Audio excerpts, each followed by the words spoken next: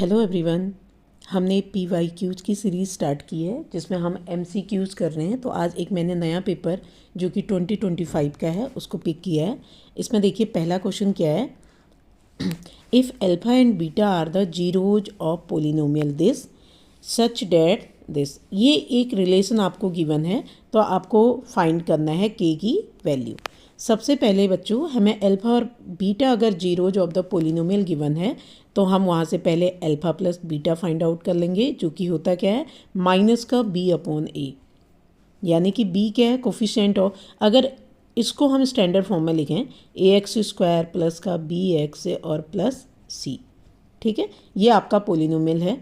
तो a होता है x² का कोफिशिएंट और b होता है x का कोफिशिएंट। तो अगर इस इक्वेशन में हम देखें x² का कोफिशिएंट क्या है 3 और x का कोफिशिएंट है आपका 6, तो माइनस का 6/3 दैट इज़ -2। तो अल्फ़ा प्लस बीटा तो माइनस का 2 आ गया। और अल्फ़ा बीटा होता है फॉर्मूले में c अपॉन ए, और c क्या है देखो ये है कांस्टेंट टर्म, और c क्या है वैसे आपको जो एक पोलिनोमियल गिवन है उसमें c है k और a क्या है 3। ठीक है, इतना हमारे पास आ गया है। अब हम यहाँ पे रख देंगे इसको अल्फ़ा प्लस बीटा के प्लेस पे -2 और अल्फ़ा बीटा के प्लेस पे k/3, तो हमारी k की वैल्यू आ जाएगी।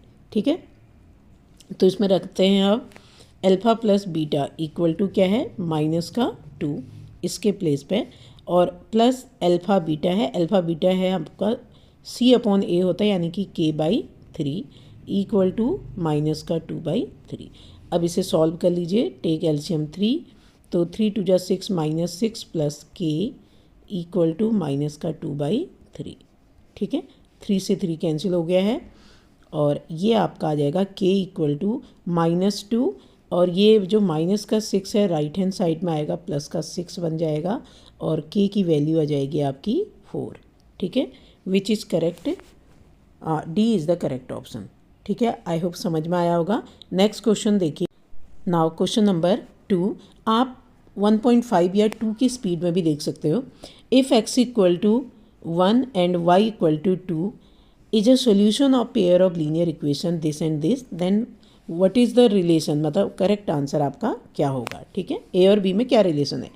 तो देखिए बच्चों x equal to 1 y equal to 2, x equal to 1 y equal to 2 इस वाले इक्वेशन में रखो, क्योंकि ये सोल्यूशन है इसका। तो x की जगह पे 2 इंटू एक्स के प्लेस पे 1, माइनस का 3 इंटू वाई के प्लेस पे 2 और प्लस a इक्वल टू 0। यहाँ से मुझे a मिल जाएगा, तो ये 2 माइनस का 2 3 2 जा 6 हो जाएगा, -6 प्लस 2 -4, और a इक्वल टू 4 हो जाएगा, क्योंकि लेफ्ट में माइनस का 4 है, राइट में जाएगा ये 4 प्लस का हो जाएगा। अब सिमिलरली इसमें भी हम x की वैल्यू 1 y की वैल्यू 2 पुट करते हैं। तो देखो कैसे पुट करेंगे, ये है हमारे पास 2x है, तो 2 इंटू एक्स के प्लेस पे 1 प्लस 3 इंटू वाई के प्लेस पे 2 माइनस b इक्वल टू 0। तो 2 1 जा 2, 3 2 जा 6, 8 बन जाएगा, माइनस का b इक्वल टू 0।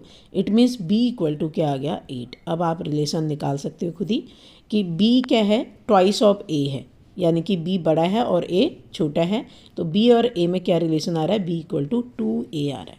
तो which is correct option, I think b is your answer. ठीक है, समझ में आ गया होगा। नेक्स्ट क्वेश्चन, क्वेश्चन नंबर 3 है, the mid point of the line segment joining the point this and this. देखो दो पॉइंट आपको गिवन है, एक है P अनदर है Q।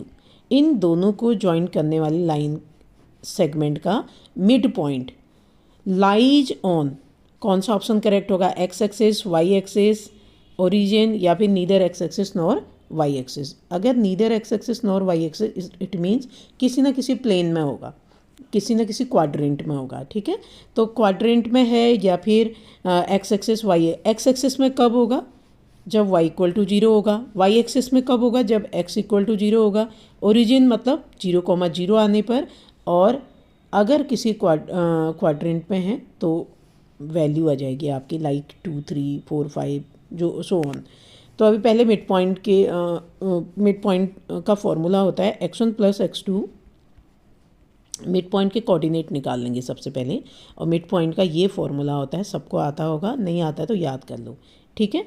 तो अगर मिड पॉइंट का ये फॉर्मूला होता है तो x1 देखिए बच्चों क्या है, ये पहला पॉइंट में हमें x1 y1 गिवन होता है, दूसरे पॉइंट में x2 y2। तो x1 है माइनस का 4 प्लस x2 है आपका 4 अपॉन में 2 कॉमा y1 आपके पास 5 है प्लस y2 आपके पास 6 है अपॉन में 2। -4 + 4 विल बिकम 0/2 और कॉमा ये आ जाएगा 11/2 डेट इज 11/2 क्या होगा 5.5। 0/2 का मतलब 0,5.5। This is your point, mid point. और 0 अगर x की वैल्यू है it means it lies in y axis. अगर x की वैल्यू 0 है तो कहाँ पे है, ये y एक्सिस में है। नेक्स्ट क्वेश्चन देखते हैं हम। नाउ क्वेश्चन नंबर 4 है, if theta is an acute angle and this relation is given 7 + 4 sin theta = 9 then the value of theta. बिल्कुल सिंपल, इसे सॉल्व कर लीजिए। 4 sin थीटा इक्वल टू ये 7 आपका राइट में जाएगा बच्चों, तो माइनस का हो जाएगा 9 - 7 दैट इज़ 2 और sin theta equal to 2/4 it means 1/2। ठीक है। और आप साइन के टेबल में चेक करोगे तो 1/2 वैल्यू होती है sin 30 की। तो साइन से साइन कंपैरिजन करेंगे या काट देंगे, जो भी बोलोगे आप, वैसे कंपेयर होता है। तो थीटा क्या बन गया आपका 30 डिग्री। ठीक है। तो क्या आ जाएगा, ये आंसर हो जाएगा थीटा इक्वल टू, देखो कंपेयर करो, theta will become 30, right. B जो करेक्ट ऑप्शन। नेक्स्ट है द वैल्यू ऑफ दिस। पहला आपका tan² थीटा माइनस, अब ये गिवन है आपको 1/cos theta into sec theta. तो 1/cos क्या होता है, याद करिए 1/cos होता है sec थीटा। तो ये हो जाएगा sec theta into sec theta. तो sec इंटू sec बन गया, तो ये बनेगा आपका tan² theta minus sec² theta. अब हमें आइडेंटिटी, हमारे पास 3 ट्रिग्नोमेट्रिक आइडेंटिटी होते हैं, जिसमें से ये भी है कि sec² theta minus tan² theta equal to 1। ठीक है। sec² theta minus tan² theta equal to 1 होता है। बट ये तो आपका tan² माइनस sec² है, तो sec² माइनस tan² अगर 1 होता है तो tan² माइनस sec² क्या बन जाएगा, माइनस का 1। अगर हम इसे आगे पीछे कर दें तो माइनस कॉमन ले, या सपोज आप करिए इसमें अगर if you are taking common minus, तो माइनस कॉमन लेने पर ये प्लस हो जाएगा और tan² माइनस हो जाएगा, ये बन जाएगा। और इसकी वैल्यू होती है 1, तो 1 और ये -1। या फिर अगर x - y, लेट सपोज आपको 2 दिया है, तो y - x क्या बन जाएगा, आगे पीछे कर देंगे तो ये नेगेटिव जाएगा, माइनस का 2 बन जाएगा। इसीलिए sec² माइनस tan² अगर 1 होता है तो tan² माइनस sec² क्या बन जाएगा, माइनस का 1। ठीक। अब नेक्स्ट क्वेश्चन है आपका question number 6। HCF of 98 and 28 कितना है, m है। तो उसका मतलब m निकालने के लिए मुझे फैक्टर करने पड़ेंगे, और LCM क्या है, n है, तो आपको इसकी वैल्यू निकालनी है, n - 7m। इसके लिए पहले मुझे m चाहिए और n चाहिए। m is HCF, n is LCM, right. तो अब पहले हम क्या निकाल लेते हैं, इसका प्राइम फैक्टर्स कर लेते हैं। जैसे 98 को 2 से काटिए, आप 2 से डिवाइड करिए, 2 4 जा 8, फिर बचा 1, 2 9 जा 18 और 7 7 जा 49। इट मीन्स 98 के जो हमारे फैक्टर बन रहे हैं वो बन रहे हैं 2 × 7 × 7। याद रखिएगा प्राइम फैक्टर ही करना है हमने, 2 × 49 नहीं लिखना है। ठीक है। फिर हमारे आता है नेक्स्ट है 28, 2 से 14 टाइम 2 7 जा, इट मीन्स 28 है ना, 28 के फैक्टर्स हो रहे हैं हमारे 2 × 2 × 7। अब इसमें अगर HCF निकालना है हमें, तो HCF होता है कॉमन। इसमें जो कॉमन आ रहा है, क्या कॉमन आ रहा है, 2 आ रहा है, और कॉमन क्या आ रहा है नेक्स्ट, 7 आ रहा है। ठीक है, 7, यानी कि HCF आपका 14 आ गया। और LCM कॉमन के अलावा, ठीक है, तो 14 तो आपका 2 × 7, 14 तो ऑलरेडी आ चुका था जो HCF था, और फर्स्ट वाले में 7 लेफ्ट है और सेकंड वाले में 2, तो इसकी जो मल्टीप्लाई करके आएगा वही तुम्हारा LCM होगा। 7 2 जा 14 होता है, 14 × 14 कितना होगा, 196, यानी कि 196 आपका LCM आ रहा है और 14 आपका HCF आ रहा है। ठीक है, HCF आपका 14 आ गया और 196 जो कि हमारा 14 इंटू 14 करके आया, वो आपका आ रहा है एलसीएम। बस अब इसकी वैल्यू निकालो। n की वैल्यू आपका 196 है और -7 इंटू m की वैल्यू है 14। सब्ट्रैक्ट कर दो मल्टीप्लाई करके, तो 196 माइनस 14 7 जा 98 होता है। अब सब्ट्रैक्ट करिए तो 98 ही आंसर आएगा। 196 में से 98 को सब्ट्रैक्ट कर दोगे, यानी कि C is your correct option. Next question है क्वेश्चन नंबर 7।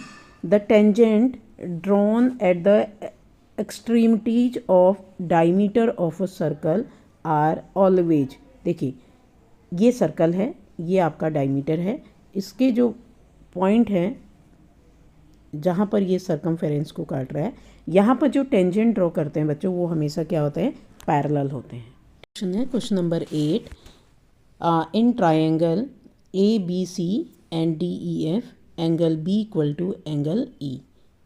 आपको दो ट्रायंगल गिवन है, एक का नाम है ए बी सी और दूसरा का नाम है डी ई एफ। तो इसमें b और e इक्वल है, ये इसके इक्वल है, और f और c यानी कि ये दोनों इक्वल है। तो डेफिनेटली थर्ड एंगल भी एंगल सम प्रॉपर्टी से क्या होगा, इक्वल होगा। ठीक है, तो दोनों ट्रायंगल तो सिमिलर हैं, यानी कि पहला ऑप्शन नॉट सिमिलर, ये रॉन्ग हो गया। दूसरा congruent as well as similar.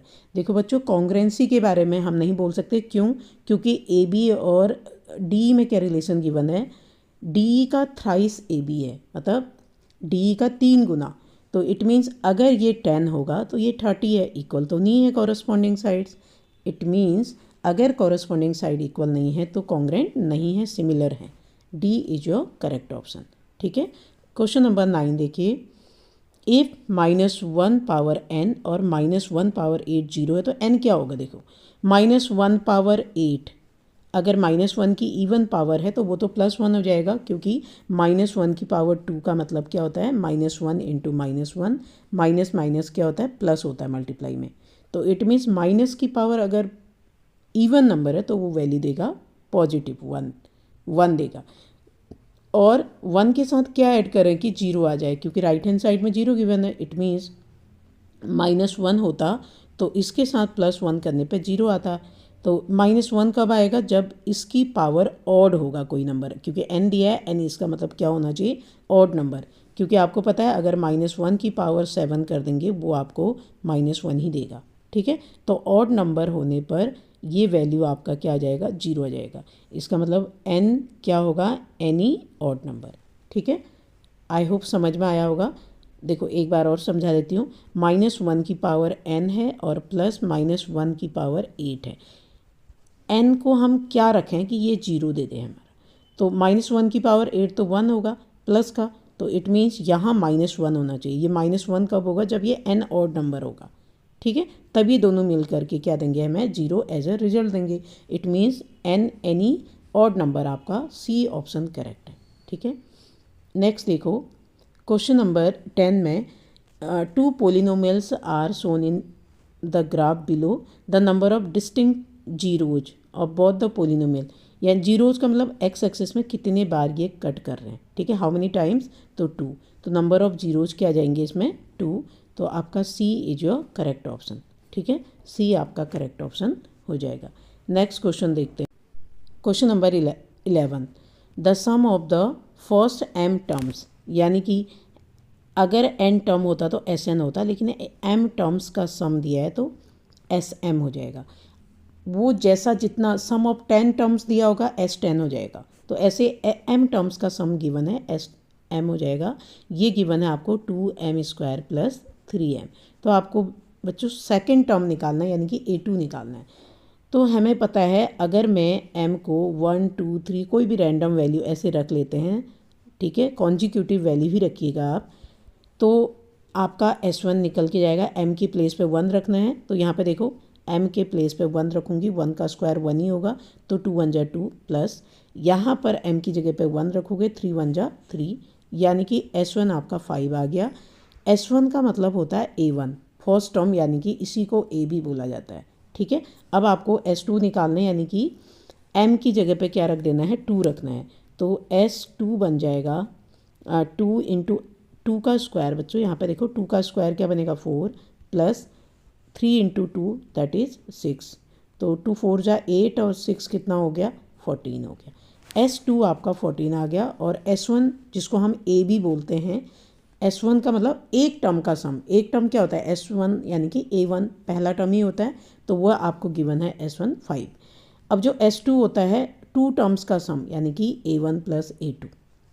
A1 plus A2 क्या आ गया 14 आ गया। इसमें हमने A1 की वैल्यू रख देनी है 5।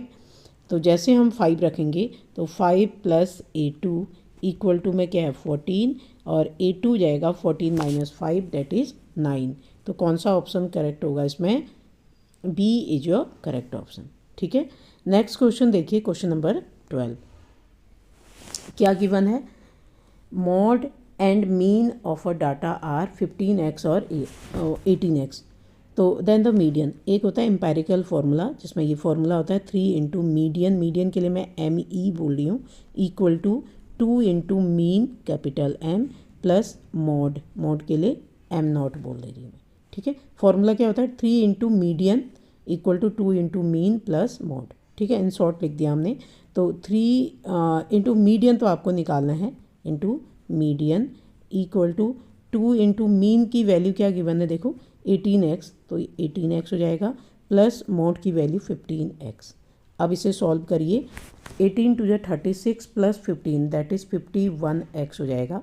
तो आपका ये 3 डिवाइड में आ जाएगा इसके साथ, तो 17 3 जा 51 होता है। तो C is your correct option.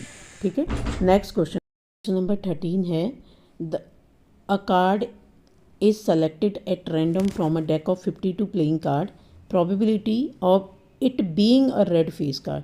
Total face card कितने होते हैं 12, 6 उसमें रेड होते हैं और 6 उसमें ब्लैक होते हैं। फेस कार्ड जो कि किंग, क्वीन और जैक को फेस कार्ड बोला जाता है। तो इनमें यानी कि 4 किंग हो गए, 4 क्वीन हो गए और 4 जैक हो गए, 12 हो गए। उसमें से 6 रेड होंगे, 6 ब्लैक होंगे। तो रेड फेस कार्ड के लिए फेवरेबल बाई टोटल 52 यानी कि 6 बाई 52, 2 से काटोगे 2 3 जा 6 और 2 से ये 26 यानी कि डी आपका करेक्ट ऑप्शन हो गया। नेक्स्ट क्वेश्चन, क्वेश्चन नंबर 14 देखिए, which of the following is a rational number between √3 and √5। सी आपका इनकरेक्ट हो जाएगा क्योंकि पाई आपका ऑलवेज इरेशनल होता है, जबकि आपको रैशनल पूछा गया है इसमें। और √3 की वैल्यू होती है बच्चों 1.72 अप्रोक्सीमेटली और √5 की लगभग 2.2 के अराउंड होती है। तो इनके बीच में जो आ रहा है उसको हम बोलेंगे इनके बीच में है रैशनल। ठीक है, तो अभी देखो ये पहला वाला 1.4 ये तो इससे छोटा हो गया 1.72 से, ये भी नहीं होगा आपका। 2.3 इससे बड़ा हो गया, ये भी नहीं होगा। और आपका डी ऑप्शन करेक्ट हो गया। ठीक है, रैशनल में, राइट। नेक्स्ट क्वेश्चन देखिए अब, question number 15, if a sector of a circle has an area, sector का एरिया क्या होता है θ/360 इंटू πr²। ये एरिया ऑफ सेक्टर होता है। ये आपको गिवन है 40 पाई। तो ये तो बहुत ही आसान हो गया, पाई से पाई कट। ठीक है, and the centre angle is 72। Theta है तो थीटा की वैल्यू आप रख दीजिएगा directly 72 upon 360 pi r²। Area of sector 40 पाई, पाई से पाई कैंसिल हो गया है दोनों साइड से, इससे ये 5 टाइम कैंसिल होता है। तो r² इक्वल टू, अब ये 5 की 40 से मल्टीप्लाई होगी क्योंकि ये डिवाइड में है, तो 5 4 जा 20 यानी कि 200 आ गया। तो r² 200 तो r हो जाएगा स्क्वायर रूट ऑफ 200, 200 का स्क्वायर रूट 100 का, यानी कि हम लिख सकते हैं इसको 100 इंटू 2 स्क्वायर रूट के अंदर। 100 को हम लिख सकते हैं स्क्वायर रूट से बाहर 10, 10 10 जा 100 होता है √2। तो आपका रेडियस क्या आ गया 10√2, that is D is your correct option. ठीक है, नेक्स्ट क्वेश्चन नंबर 16 है, एक एक्सटर्नल पॉइंट P है, उससे टेंजेंट ड्रॉ किया है PA। तो आपको पता है OA क्या है, रेडियस है। तो ये एंगल हमेशा 90 डिग्री होता है, रेडियस और टेंजेंट के बीच का। पॉइंट ऑफ कांटेक्ट आपका A है। और ये एंगल कितना होगा बच्चों, ये लीनियर पेयर बन रहा है, इसको लेट सपोज x मान लीजिए। तो x प्लस 115 इक्वल टू 180। तो यहाँ से x आ जाएगा 180 माइनस 115 दैट इज़ 65। अब आपको ये P निकालना है। Sum of all angles in a triangle 180 degree होता है, तो एंगल P प्लस A आपका 90 हो गया, X आपके पास 65 है इक्वल टू 180। इसे सॉल्व कर लोगे तो एंगल P आपका 25 आएगा, है ना।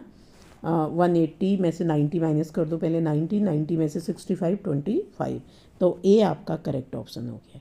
ठीक, नेक्स्ट क्वेश्चन नंबर 17 है, a kite is flying at a height of 150 metre from the ground.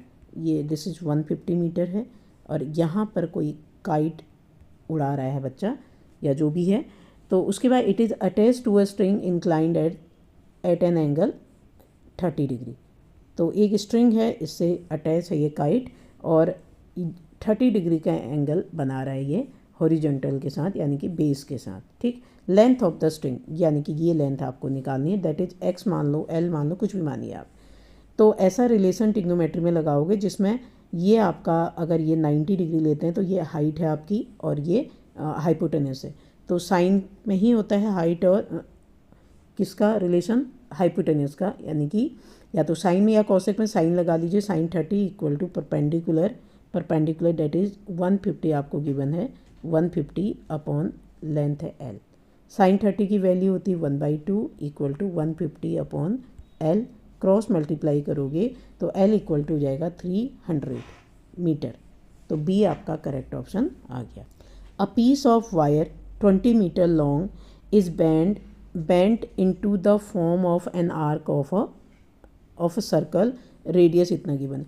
एक वायर का पीस है जो जिससे क्या बना रहे हैं, आर्क बना रहे हैं सर्कल का। तो रेडियस कितना है, रेडियस भी गिवन है 60 अपॉन पाई। तो आपको the angle subtend by the arc at the centre of the circle ये निकालना है, यानी कि इस आर्क से सेंटर ऑफ सर्कल पर कितना एंगल बनेगा। ठीक है, ये आपको फाइंड आउट करना है, राइट। तो डायग्राम कुछ ऐसा बनेगा, देखो अगर मैं पूरा सर्कल ड्रॉ कर लूँ पहले, ये आपका ये है क्या, लेंथ ऑफ आर्क, ये वायर को ऐसे बेंड कर दे, यहाँ पे ये लेंथ गिवन है आपको, ये एंगल आपको फाइंड आउट करना है, रेडियस आपको गिवन है। ठीक है, तो एक फॉर्मूला होता है एंगल थीटा